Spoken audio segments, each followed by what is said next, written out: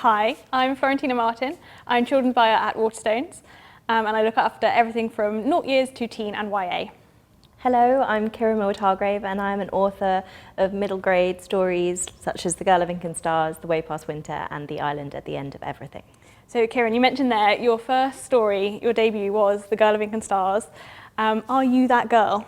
No, definitely not. I am not a traditionally adventurous person. I'm definitely more of a bookworm. I like to feel safe and sort of secure when I'm reading about adventures. And I wanted to create a character that was very different from me because I sort of wanted to explore that different headspace. And I do always insert a character who's more like me. So in The Girl of Incan Stars, it's Miss La, the chicken. She likes to be fed and she's quite grumpy.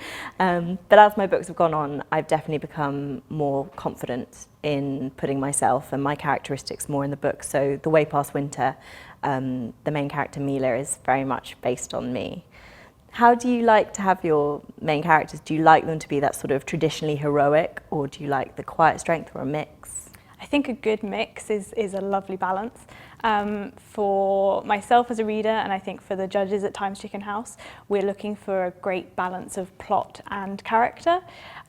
Some authors will sometimes write simply word by word. They'll have a situation in mind and they'll carry on through, and some we think, you know, they'll have a very structured approach to their writing. Sometimes the structured approach can feed through a bit too much and leave little room for spontaneity. So we like when characters can be a bit offhand, we won't know what they're going to do, and that's part of the fun of it. Would you say you're a plotter or a pantser? Do you fly off the seat and just work for it? I'm definitely a by the seat of my pants writer. As you said about spontaneity, I need to be surprised and I need to be excited by what the story's doing. And as you draft, your characters are growing all the time. You don't know them all at once in the first draft. You need to leave room for them to grow and to breathe and to take you on a journey rather than you dictating where they're going to go. Whatever works for you has to be it. Like, I know people who write absolutely brilliant, exciting books who plan, but I would give advice to anyone who's struggling with the planning stages, just sit down and tell your story. Like, really think about that character and what they would do, and eventually they'll be leading you rather than you leading them. And do you have a writing space that helps you sit down and purely focus? I'm really lucky now in that I do have a writing space, but that is a luxury. And when I was writing The Girl of Incan Stars, I wrote it at cafes, I wrote it in snatched moments between lectures. Having that writing space is more of a state of mind, and I would say to anyone who's struggling to find that real space is get headphones, put them in, even if you listen to white noise, just really make sure you're jealous of that space and you take yourself seriously and you take your story seriously and demand that space from the people around you. When you're reading, is there something that you particularly don't want in a story? Sometimes overplotting can come through if you've got a character who is being described in intense detail and we know exactly every action that they're taking.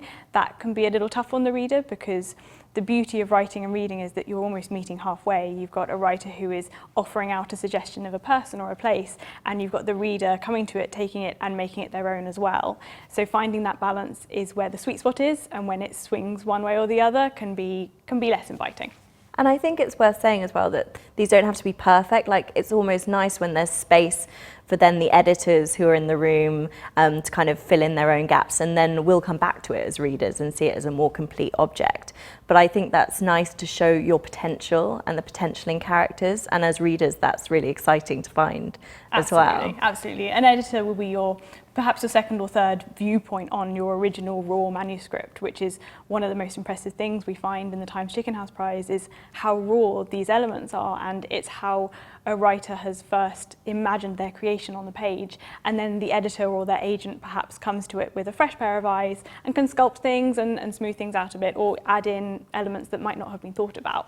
Yeah, I think it's worth mentioning that it's a collaborative process and you're not alone in it, and putting your work out there is often the most daunting step, but as readers we want to be excited, we're on your side, and so I think people don't need to be as afraid as they they think they are. Exactly, and embracing it, knowing that there is an editor or an agent or readers that you really admire their opinion, knowing that they're there for you and they're a support network. In the children's book industry, that's one of the things I've found most endearing, is how lovely all the authors are to each other, and how I, as a person on the retail side, can be welcomed into that situation and be friends with them or talk to them and have such insightful conversations about literature and media and works that we love.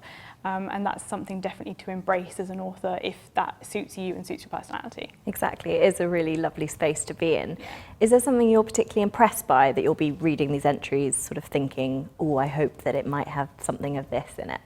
I think we tend to be most impressed by the variety that comes through.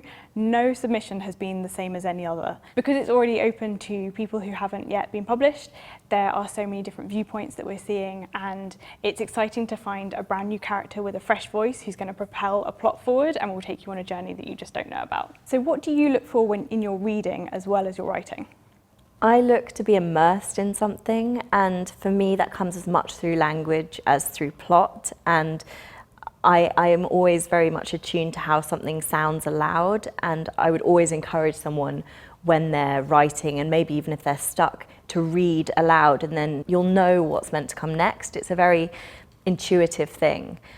So for me it would be someone that has an ear for language and knows how it would sound aloud, because the great thing about children's books is they are so often shared aloud in classrooms, and you know, think big, think ahead to when your book might be published by Chicken House and it might be being read aloud in a school scenario, and you can't then go back and change it. So, you know, really take advantage of that and play around with words and enjoy it. It's meant to be a fun thing.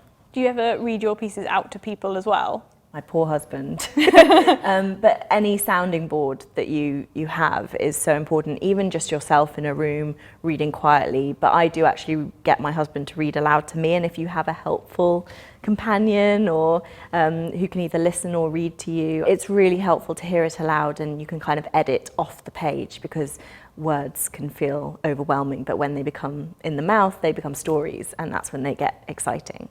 I suppose something I would say to someone who's thinking about entering and is thinking, oh, is my voice interesting enough? Is it valid? You know, is this a story that people might want to know? I would just say, yes, if it's a story that's gripped you enough to sort of make you want to put your words out there, then absolutely we want to hear it. You know, there are all sorts of readers, and we're constantly trying to sort of grow what an author is and what they can mean to their audience. And we would really love to read some entries from people who want to be a part of that growth.